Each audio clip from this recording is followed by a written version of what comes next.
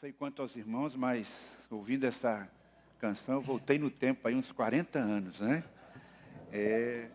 Uma das coisas que eu gosto aqui em nossa igreja é isso, né? Que nós podemos cantar hinos antigos, podemos cantar cânticos contemporâneos, cânticos que nos abençoaram em diversos momentos da nossa vida, na juventude. E é muito bom ver como é que Deus vai inspirando ao longo dos anos, né, tantas pessoas para expressarem a sua fé e a sua adoração através de canções tão bonitas quanto essa. Canções simples, mas que têm uma mensagem tão especial. E uma mensagem que tem tudo a ver, que nós acabamos de cantar, com o que vamos compartilhar com vocês nesta noite. Nós estamos continuando a mensagem dos dois últimos domingos, quando falamos sobre a trágica queda. Hoje nós vamos analisar mais um trecho desta descrição que nós temos em Gênesis, no capítulo 3. Então, eu convido você a abrir a sua Bíblia ou acompanhar aqui na tela o texto de Gênesis, no capítulo 3. E nós vamos ler agora a partir do versículo 7 até o versículo 13. E depois nós vamos ler mais 2 versículos na sequência, também neste mesmo capítulo. Então, em Gênesis capítulo 3, a partir do versículo 7, nós lemos assim: Os olhos dos dois se abriram e perceberam que estavam nus. Então juntaram folhas de figueira para cobrir-se. Ouvindo o homem e sua mulher os passos do Senhor que andava pelo jardim, quando soprava a brisa do dia, esconderam-se da presença do Senhor Deus entre as árvores do jardim. Mas o Senhor Deus chamou o homem perguntando: Onde está você? E ele respondeu: Ouvi teus passos no jardim e fiquei com medo, porque estava nu, por isso me escondi. E Deus perguntou: Quem lhe disse que você estava nu? Você comeu do fruto da árvore da qual lhe proibi comer? Disse o homem: Foi a mulher que me deste por companheira, que me deu do fruto da árvore e eu comi. O Senhor Deus então perguntou à mulher: O que foi que você fez? Respondeu a mulher: A serpente me enganou e eu comi. Então o Senhor Deus declarou à serpente: Uma vez que você fez isto, maldita é você entre todos os rebanhos domésticos e entre todos os animais selvagens. Sobre o seu ventre você rastejará e pó comerá todos os dias da sua vida. Porém, inimizade entre você e a mulher, entre a sua descendência e o descendente dela. Este lhe ferirá a cabeça e você lhe ferirá o calcanhar. Leremos ainda o versículo de número 21. O Senhor Deus fez roupas de pele e com elas vestiu Adão e sua mulher. E o versículo 24, último versículo do capítulo: Depois de expulsar o homem, colocou a leste do jardim do Éden querubins e uma espada flamejante que se movia, guardando o caminho para a árvore da vida. No primeiro sermão, eu apresentei aos irmãos algumas causas da queda. Ou seja, que fatores influenciaram para que o primeiro casal desobedecesse a Deus. No sermão do domingo passado, nós falamos sobre algumas consequências desta queda e um lampejo da graça divina que nós vemos já neste texto, já nesta narrativa inicial. Vimos no domingo passado que a queda provocou uma crise de identidade. O homem e a mulher começaram a se perceber de uma forma diferente, perceberam que estavam nus, perceberam que algo havia mudado um no outro. Também, no domingo passado, falamos que a queda trouxe um rompimento no relacionamento, aquela comunhão perfeita que havia entre a criatura e o Criador, ela se rompe a partir do momento em que há o pecado da desobediência. E interessante é que, num primeiro momento, quando Deus confronta o primeiro casal, cada um procura transferir a responsabilidade para o seu erro para um terceiro. A mulher diz: Foi a serpente que me enganou. Deus, então, pergunta para o homem diz: Foi a mulher que tu me deste, que me enganou, que me induziu ao erro. Esta é uma tendência que existe até os dias de hoje, de transferirmos a nossa responsabilidade pessoal para uma outra pessoa, tentando nos eximir de nossa culpa. Mas vimos também no domingo passado que Deus vem ao encontro do ser humano, não apenas para confrontá-lo, mas também para trazer-lhe uma palavra de esperança. Hoje nós vamos continuar analisando o que aconteceu com todos os atores, com alguns desses atores envolvidos nesta cena que nós acabamos de ler. É interessante observarmos que na queda não apenas o homem, a mulher ou a natureza sofrem o impacto deste erro terrível, mas na queda aqueles que de alguma forma promoveram esta situação também são punidos. E a primeira punição que nós temos aí é uma maldição divina sobre a própria serpente. Como Eva se defendeu, dizendo, foi a serpente que me enganou, Deus começa o julgamento exatamente pela serpente. Nós não sabemos qual o grau de autonomia, ou de inteligência, ou de consciência que este animal possuía antes da queda. Teriam todos os animais uma natureza diferente? Ou antes da queda? Ou houve realmente algo de especial? Para pior, com o evento da queda em toda a criação. Será que os animais selvagens seriam mais pacíficos e não representariam nenhum tipo de ameaça para o ser humano? São perguntas para as quais nós não temos uma resposta completamente clara na Bíblia. Mas é interessante que nós podemos afirmar com muita segurança que este ser, este animal que se permitiu ser usado por Satanás, ele sofreu as consequências desta permissão. A primeira condenação que esta criatura recebe, esta criatura que certamente era um ser atraente, quem sabe com a elegância de um pavão, com a força de um leão, com a majestade de uma águia. O fato é que este animal, ao que tudo indica, se movia de uma forma diferente. Tinha uma certa inteligência e uma habilidade diferenciada. Nós podemos deduzir isso de um versículo que eu não li, mas que está exatamente no começo do capítulo, quando diz que a serpente, mais sagaz de todos os animais selváticos que Deus tinha feito. E aqui não tinha acontecido ainda até a queda. Então, quando Deus criou os animais, Ele deu para cada um deles habilidades diferenciadas. E este provavelmente era o ser abaixo do homem, mais inteligente, mais capaz. E tinha uma habilidade de comunicação diferenciada. E aqui é um detalhe curioso. Como é que Eva entendeu o que a serpente estava falando? A serpente falava a linguagem humana. Ela adquiriu aquela habilidade somente naquela hora, ou já havia uma forma de comunicação entre o primeiro casal e este ser que aparece como serpente? O fato é que, a partir do momento da queda, ela recebe uma maldição. E relembrando então a maldição, uma vez que ela se permitiu ser usada por Satanás, nós lemos, uma vez que você fez isso, maldita é você, entre todos os rebanhos domésticos, entre todos os animais selvagens, sobre o seu ventre você restejará e o pó comerá todos os dias da sua vida. Você consegue imaginar essa cena?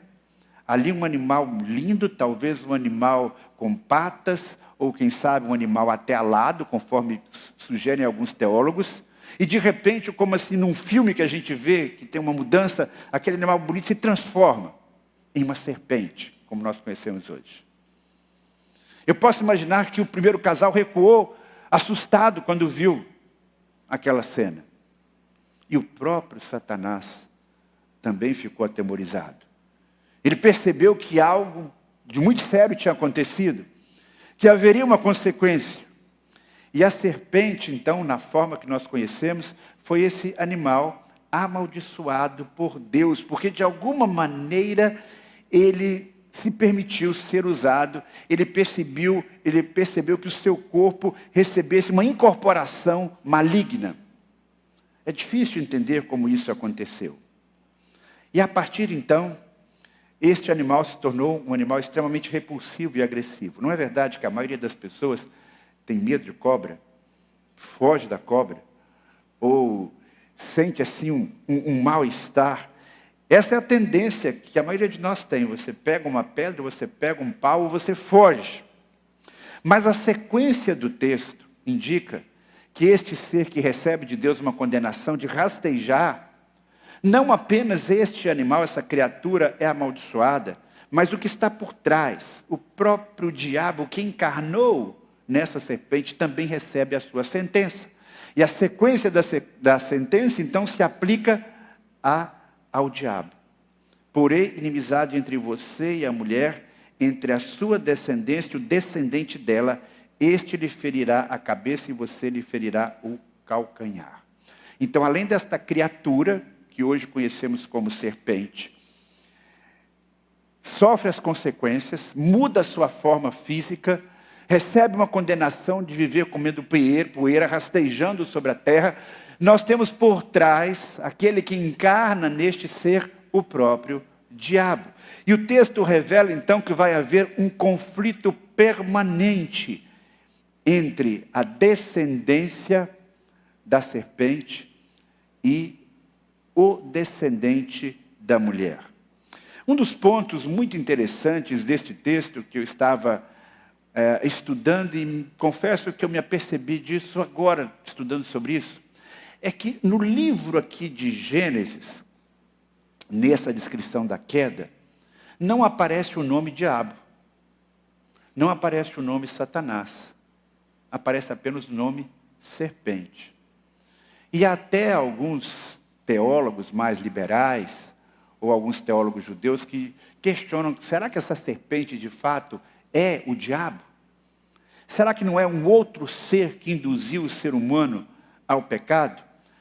Mas eu fico com a interpretação que eu aprendi com os meus pais, a interpretação mais tradicional, que o diabo de fato encarnou, escolheu encarnar, tomar essa forma neste ser que é astuto. E nós precisamos interpretar o Velho Testamento à luz do Novo Testamento. Há fatos no Antigo Testamento que eles ganham uma interpretação mais ampla, uma compreensão mais ampla quando nós os lemos a partir do Novo, das informações que nós temos no Novo Testamento. Podemos afirmar que Satanás é aquele anjo de luz que se rebelou lá no céu, foi expulso com muitos seres decaídos e que se tornou o principal opositor de Deus. É exatamente esse o mesmo ser criado por Deus e que se deteriorou, que se desfigurou, que está aqui agora no Jardim do Éden? Sim. Porque o que nós encontramos no Novo Testamento revela exatamente que este mesmo ser, ou seja, Lúcifer, que foi um anjo decaído, é esse diabo que está ali no Éden. Apocalipse capítulo 12, versículo 9, nós lemos assim: e foi expulso o grande dragão, a antiga serpente, que se chama Diabo e Satanás, o sedutor de todo mundo. O Senhor foi atirado para a terra e com ele os seus anjos. Então você percebe aí uma vinculação entre a serpente e o diabo, Satanás. No outro texto que nós temos também em Apocalipse, nós lemos assim: que ele segurou o dragão, a antiga serpente, que é o diabo, Satanás, e o prendeu por 1000 anos. Então, as condenações que o diabo sofre, elas estão vinculadas a esta serpente, que no livro de Apocalipse é denominado como antiga serpente. É interessante que tanto Jesus quanto João Batista, quando olham para os líderes judaicos, que tinham como uma característica muito forte a mentira, a hipocrisia, Jesus diz para eles o seguinte: vocês são o quê? Raças de víboras. Então há um vínculo muito grande entre este ser que engana, essa serpente que engana, e o diabo. Até porque a palavra diabo quer dizer exatamente enganador. Então é muito fácil a gente fazer esta associação. É muito legítima esta associação de dizermos que quem de fato estava ali no Jardim do Éden não era um outro ser qualquer, mas era o próprio diabo. E aqui o diabo então usa exatamente a sua arma preferida, que é a mentira. Mas ele recebe uma sentença de enganação, uma sentença de condenação, que, ao que tudo indica, pegou o próprio diabo de surpresa. Por que afirmamos isso? Vamos voltar um pouquinho, vamos voltar bastante no tempo. Em tempos imemoriais, Lúcifer se levanta contra Deus. E o que acontece? Ele promove uma rebelião. E naquela rebelião ele leva grande parte dos seres celestiais consigo. São os anjos decaídos. E o que acontece? Não há perdão para eles. Não há perdão. Eles não se arrependem. Ao que sabemos, não lhes foi concedida uma oportunidade de arrependimento. E eles, então, agora se tornam, o diabo e seus seguidores, opositores de Deus. Há entre eles uma inimizade permanente, completamente irreconciliável com o Criador.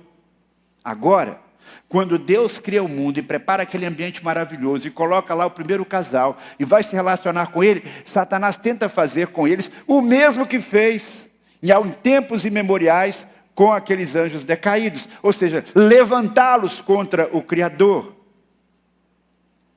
Ele imagina que ele poderá induzi-los a um pecado que os separará para sempre do Criador, sem nenhuma possibilidade de perdão. E que ele vai ganhar um aliado eterno em sua rebelião.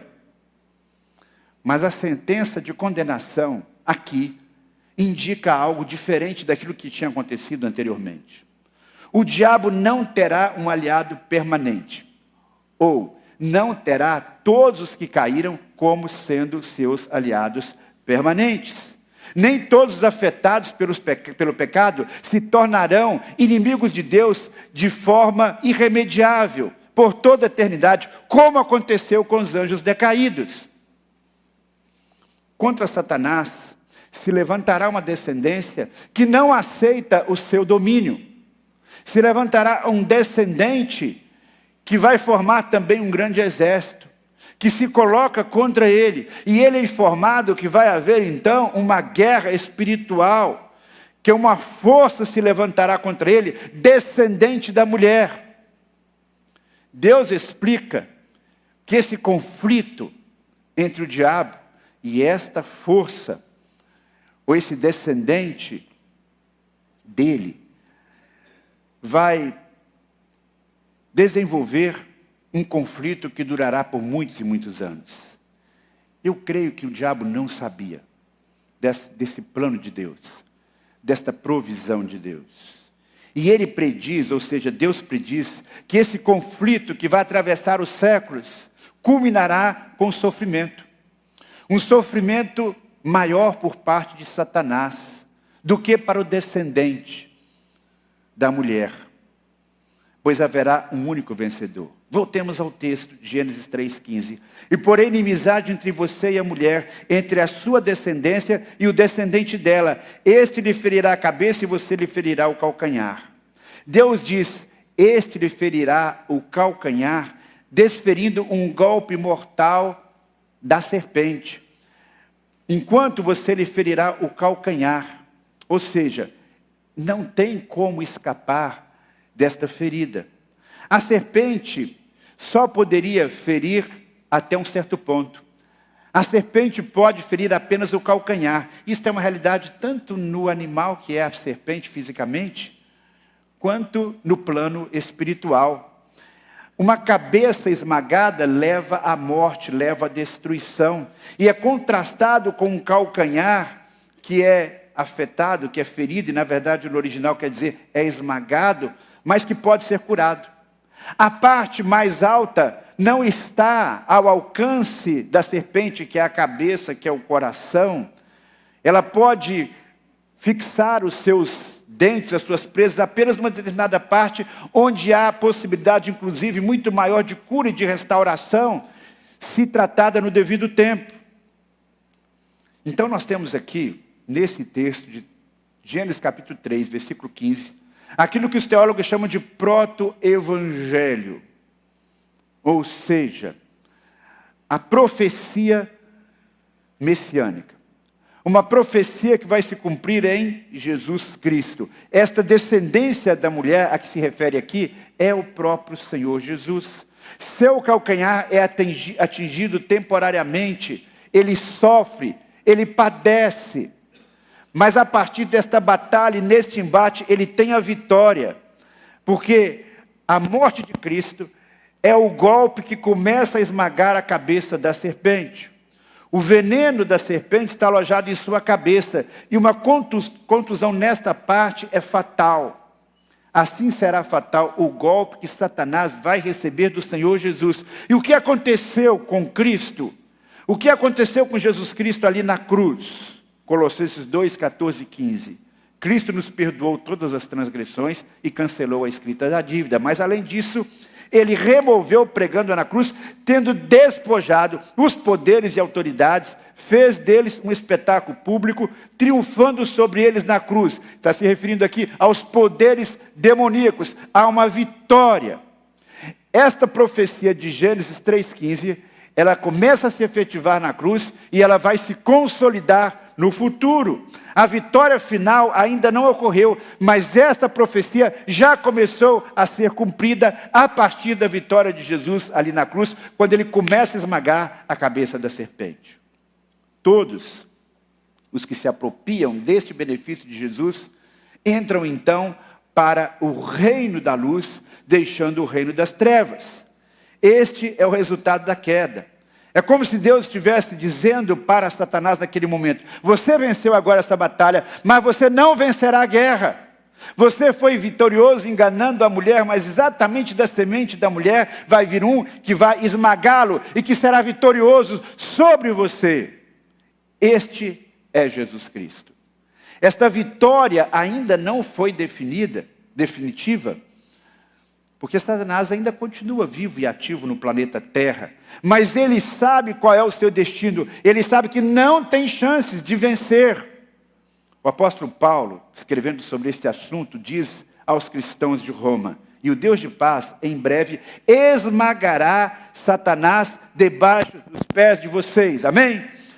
Em Apocalipse capítulo 20, versículo 10, nós temos também esta declaração: e o diabo, que os tinha enganado, foi lançado no lago de fogo e enxofre, onde já se encontram a besta e o falso profeta, serão atormentados de dia e de noite para todo sempre. Então esta vitória contra o diabo, ela vai se consolidar no futuro. Agora, ela começa a acontecer desde o momento em que Jesus Cristo começa a anunciar o reino dos céus. Ela se efetiva na cruz. Por isso o apóstolo João diz em 1 João capítulo 3, versículo 8, para isso se manifestou o Filho de Deus, para destruir as obras do diabo. É este o cenário que nós estamos vivendo. Este é o cenário que você, meu irmão, vive. Você tem consciência disso? Que existe uma batalha espiritual, mas que você em Cristo é vitorioso?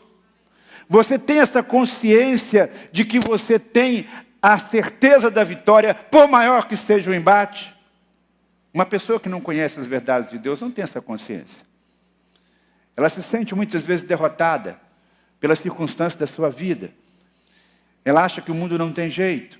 Ela acha que não é possível ser vitorioso alcançando o que Deus tem para a sua vida. Mas nós que temos o Espírito Santo dentro de nós, nós que temos Jesus Cristo como vitorioso, nos fortalecendo, caminhando conosco, devemos acreditar e nos apegar nesta promessa. É isso que nos dá esperança, é isso que nos dá força para enfrentar as tentações e os embates desta vida. O mundo foi afetado de modo trágico pela queda. As consequências são sentidas até os nossos dias. As consequências terríveis. Mas, por outro lado, Jesus já cumpriu parte desta profecia. Ele já começou esse processo de destruição dos poderes do mal. E ele terminará a sua obra no fim dos tempos com a vitória definitiva sobre o diabo e sobre os seus anjos. E nós não podemos perder isso de vista. Nós não podemos deixar de crer nisto. Você tem essa convicção no seu coração? Você se alegra com essa expectativa, com essa perspectiva de que todo mal, todo sofrimento, toda injustiça que existe na face da terra, um dia será aniquilado por uma ação espetacular do nosso Senhor Jesus Cristo? Guarde isso no seu coração. Mas há um outro detalhe interessante. Na queda, as consequências do pecado vieram para toda a humanidade. Após desobedecer a Deus, o homem e a mulher foram contaminados, nós sabemos muito disso, e contaminaram a própria terra com o pecado. Por que isso aconteceu? Porque Deus decidiu eleger o primeiro casal, e a Bíblia dá um foco especialmente em Adão, como representante da raça humana. Todo representante da raça humana, sendo o primeiro ser criado por Deus de uma forma tão especial, tendo o seu DNA algo de diferente, tendo todas as possibilidades para não pecar, mas ele pecou. E com isso, como nós somos descendência dele, nós herdamos esta semente do pecado. Nascemos todos com essa semente. Nascemos com a semente do pecado em nossos corações. E nascemos também num ambiente contaminado pelo pecado. Por isso que lá em Romanos 3:9 nós lemos que não há justo nenhum sequer, uma citação lá do Antigo Testamento. Por isso que também em Romanos nós lemos que todos pecaram e destituídos estão da glória de Deus. Então, com esta natureza pecaminosa, nós não conseguimos, por mais que tentemos, ter uma vida que agrada a Deus, viver o projeto de Deus para a nossa vida de forma plena. O pecado de Adão e Eva trouxe a realidade para todos os seus descendentes. O pecado do primeiro casal, ele trouxe consequências não apenas para o casal, mas ao seu redor. Preste bem atenção nisso. Este princípio ele continua acontecendo nos nossos dias. O pecado tem essa capacidade. Quando você cai em pecado, não é apenas você que sofre as consequências. Quando um marido trai a sua esposa, a família toda sofre com isso. Quando um filho envereda pelo caminho das drogas, toda a família sofre por isso. Estávamos ontem passando ali perto daquele presídio em Itaitinga. E estava conversando com Dora dizendo, imagine o tamanho da dor do coração dessas mães que estão aqui, vendo seus filhos aí nessa prisão. Assim é o pecado. O pecado, quando é cometido, ele não afeta apenas aquele que o cometeu, mas afeta todas as pessoas ao seu redor. Por isso nós temos que estar muito zelosos, porque o nosso pecado, mesmo aqueles que aparentemente vão apenas nos prejudicar, eles interferem no bem-estar, na felicidade das pessoas ao nosso redor. Pare e pense nisso. Isso já deveria ser um motivo suficiente para a gente recuar diante do pecado. O primeiro casal pecou e as consequências vieram não apenas para eles, mas para as pessoas ao seu redor, para a sua família e para toda a descendência pela posição que eles ocupavam como representantes da raça humana. E como é que nós podemos concluir isso? Isso está escrito lá no livro de Gênesis, não explicitamente, mas pela revelação da Bíblia como um todo, como eu mencionei agora há pouco, nós podemos chegar a essa conclusão.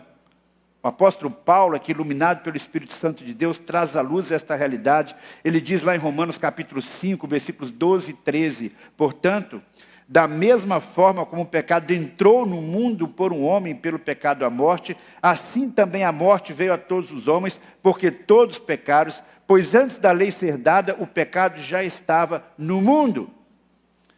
É interessante que, depois que Adão e Eva foram expulsos do paraíso, eles foram impedidos de voltar para lá, porque lá estava o quê? A árvore da vida.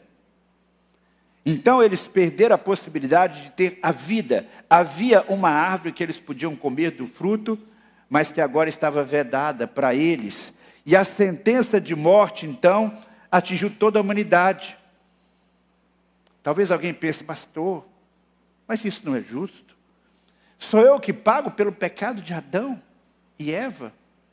Toda a humanidade recebe esta condenação porque ele pecou? Isso pode parecer injusto aos nossos olhos. Mas deixa eu lhe dizer uma coisa. Você é condenado e eu sou condenado não apenas pelo pecado original. O pecado original é a semente, é o que potencializa, é o que faz com que a gente possa pecar. Mas nós somos condenados pelos nossos próprios pecados. Tanto assim que uma criança, um bebê, ele tem a semente do pecado no seu coração. Mas se ele morre antes de ter consciência do pecado, ele não é condenado. Você percebe? Percebe a diferença? Você vai cometer pecados porque tem a semente do pecado no seu coração. Eu cometo pecados porque tenho a semente do pecado no meu coração. Mas, na verdade, a condenação vem porque eu permito que essa semente cresça e floresça. E se você tem dúvidas, se nós somos humanos, nós nascemos com essa semente do pecado, seja pai ou avô. Sim, porque você vê aquela criancinha tão pequenininha, né? Tão cheirosa, tão bonitinha, mas já com 1 ano, 2 anos, 3 anos, ele manifesta a semente do pecado, ele se rebela. Você não ensina o seu filho a mentir, mas ele mente. Você não ensina o seu filho a aceitar as coisas, mas ele vai brigar. E ele começa a se espernear e ele começa a ficar nervoso. É ou não é? Ou é apenas o meu neto que faz isso? Não é? Então, é muito fácil a gente constatar que a semente do pecado está ali latente, porque, pelo contrário, alguns acreditam erroneamente que o ser humano é bom e que o ambiente é o que contamina. Há uma teologia aí que defende isso, mas não é o que a Bíblia mostra. A análise que a Bíblia faz do ser humano não é uma análise positiva nesse sentido. Pelo contrário, ela mostra que nós somos pecadores, nascemos com essa semente do pecado, e por causa dessa semente que floresce em nós, se não houver a poda do Espírito Santo, se não houver a ação do Espírito Santo dentro de nós, o que vai florescer não é aquilo que é bom. Mas em Cristo Jesus, nós temos uma nova esperança. E é interessante que no tempo da queda ainda, já naquele momento da queda, nós encontramos sinais da graça de Deus. Olha como isso é importante. Já nesse episódio da queda, quando nós olhamos para cá, nós já vemos sinais da graça de Deus. Domingo passado eu falei sobre isso. Quando eu disse que Deus não abandonou o homem no seu pecado. Quando o homem peca, Deus não vira as costas e se ausenta e não fala nada. Não, ele vai e confronta, ele aponta o erro, mas ele traz uma palavra de esperança. Ele traz uma palavra de restauração. Ele diz que vai haver um tempo em que o acesso a ele vai ser escancarado novamente. Ele vai ao encontro do homem. Adão, onde você está? Onde você está? E ele é o Deus que está disposto a perdoar. E eu me pergunto, por que Deus se abriu para o perdão do ser humano e não para Satanás lá no passado? A Bíblia não explica isso com toda clareza, mas eu imagino, e aqui é uma hipótese, que Satanás não teve uma outra influência externa para que ele se rebelasse contra Deus. Ao passo que o primeiro casal foi enganado, foi ludibriado, teve uma influência externa que foi a do maligno e que o levou a cair. Então Deus tem mais misericórdia e tem graça para conosco. O fato é que nós vemos já, lá no Jardim do Éden, a provisão de Deus para o homem. O primeiro versículo que eu li no texto de hoje diz que quando o primeiro casal pecou, os olhos dos dois se abriram e perceberam que estavam nus e então juntaram folhas de figueira para cobrir-se. E o último versículo que nós temos aí no texto, o versículo número 24, diz que Deus providencia uma nova roupagem para eles. Uma roupagem que não é feito de folhas, não é aquilo que os homens conceberam, que eles imaginaram para poder esconder a sua culpa. Não é algo que eles providenciaram sozinhos. É algo que Deus providenciou. A Bíblia diz que Deus fez uma roupa para eles. E fez o que? De pele de animal. Significa que um animal foi sacrificado para que eles pudessem cobrir a sua nudez. E vários teólogos veem neste ato de Deus, para o primeiro casal, já uma manifestação da graça e do processo da expiação. Gênesis 3,15. Nós temos então esta promessa maravilhosa messiânica. Esta promessa que nos remete a Jesus Cristo. E nós podemos ver a explicação disso lá em Romanos, capítulo 5, versículos 15 a 17. Olha só o que nos explica o próprio Deus através de Paulo. Não há comparação entre a dádiva e a transgressão. Esta dádiva é a dádiva da salvação em Jesus. Pois se muitos morreram por causa da transgressão de um só, ou seja, pela transgressão, pelo pecado de Adão, muito mais graça de Deus, isto é dádiva, pela graça de um só homem, Jesus Cristo, transbordou para muitos. Não se pode comparar a dádiva de Deus com a consequência do pecado de um homem. Por um pecado veio o julgamento que trouxe condenação, mas a dádiva decorreu de muitas transgressões e trouxe justificação. Se pela transgressão de um só a morte reinou por meio dele, muito mais aqueles que recebem de Deus a imensa provisão da graça e a dádiva da justificação reinarão em vida por meio de um único homem, Jesus Cristo. Então, se o primeiro Adão falhou, aquilo que a Bíblia chama de segundo Adão, ele nos traz esta maravilhosa possibilidade de vitória pelo seu pecado, de vitória com Jesus Cristo. Enquanto a ofensa do primeiro Adão trouxe morte, os méritos do segundo Adão, Jesus Cristo, nos trazem vida e comunhão com Deus. Como lemos lá em 1 Coríntios, capítulo 15, versículo 22. Pois da mesma forma como em Adão todos morrem, em Cristo todos serão vivificados. Você que já se apropriou da fé em Jesus, você está nesse quadro. Neste quadro das pessoas que são vivificados pela fé em Jesus. Nós temos falado aqui nesses dias sobre a cosmovisão cristã. A cosmovisão cristã apresenta, em primeiro lugar, o mundo perfeito criado por Deus. Apresenta a queda que nós estamos analisando nesses dias. E já começando a falar sobre a redenção, porque é muito triste falarmos apenas sobre a queda. Aqui já começamos a falar sobre esta obra maravilhosa de Jesus, a obra que vem nos redimir, nos dar uma nova oportunidade. E através desta redenção nós olhamos para o futuro, para a consumação, quando o projeto de Deus vai se completar completamente. Nós não temos como fugir completamente das consequências da queda. Nós nascemos numa condição de pecadores, falhos, condenados, mortos espiritualmente. E se alguém aqui não experimentou ainda a obra de Jesus na sua vida, é esta a sua real condição. Mas se você um dia se abriu para a graça de Deus, se você tem Jesus como seu Salvador, saiba que as consequências da queda já estão minimizadas na sua vida. Você já tem vida, você já tem recurso para viver uma vida de vitória, mesmo que você viva num mundo contaminado pelo pecado, pela injustiça e um mundo cheio de sofrimento. Por isso eu quero desafiar você a viver como justificado, a viver como alguém que não está derrotado, viver como alguém que já sabe que apesar de todas as lutas, a vitória está garantida, porque Jesus Cristo veio, nos deu a vitória na cruz e nos dará a vitória final na consumação dos séculos. Que Deus nos abençoe. Amém. Vamos fechar os nossos olhos. Vamos orar. Nós vamos falar com Deus agora. Eu quero convidar o nosso colega, pastor Zé Maria. E ele vai orar pedindo que essas verdades da palavra de Deus, que foram expostas nesta noite, que elas possam ser clarificadas em nossos corações e nossas mentes. Que você e eu possamos celebrar as vitórias que nós temos por meio de Jesus. Aquele que veio, sofreu, enfrentou o diabo, foi ferido, mas venceu e esmagará a cabeça da serpente. Vamos orar.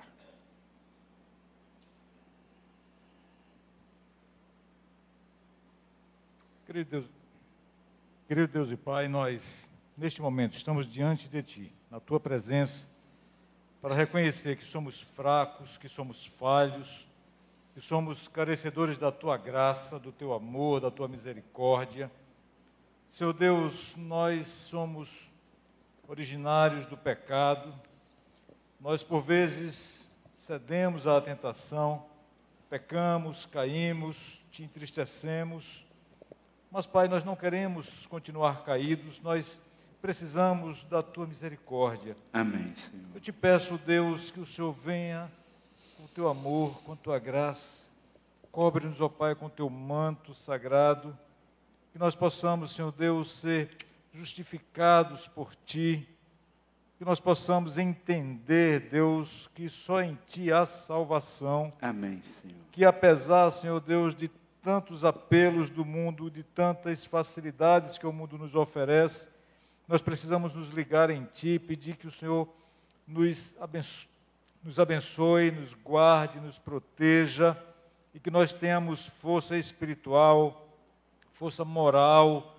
para resistir às tentações, Deus. Amém, Senhor. Senhor Deus, abençoa essas pessoas que ainda não entenderam esta palavra, abre-lhes a mente, o coração, a fim de que possam receber a Ti como único e suficiente Salvador. Amém, Senhor. E essas pessoas, Senhor Deus, que ainda não têm a Ti como Salvador, o Teu Filho Jesus como Salvador, possam, Senhor Deus, nesta noite, uma noite de aceitação, fazer esta entrega, fazer esta decisão por Ti, Senhor Deus, Amém, para Senhor. Ti, e que venham, ó Pai, a se render aos Teus pés, Amém, declarando que Tu és Deus e que o Teu Filho Jesus é o único e suficiente Salvador das suas almas. Amém. Ó Deus, faz assim nas nossas vidas, ó Pai. Perdoa os nossos pecados. Perdoa, Senhor Deus, as nossas transgressões. Joga, Senhor Deus, os nossos pecados nas profundezas do mar. Amém. E deles, ó Pai, não te lembres mais. Eu te peço por misericórdia, que faz assim, Deus. Amém. No nome de Jesus. Amém. Amém. Amém.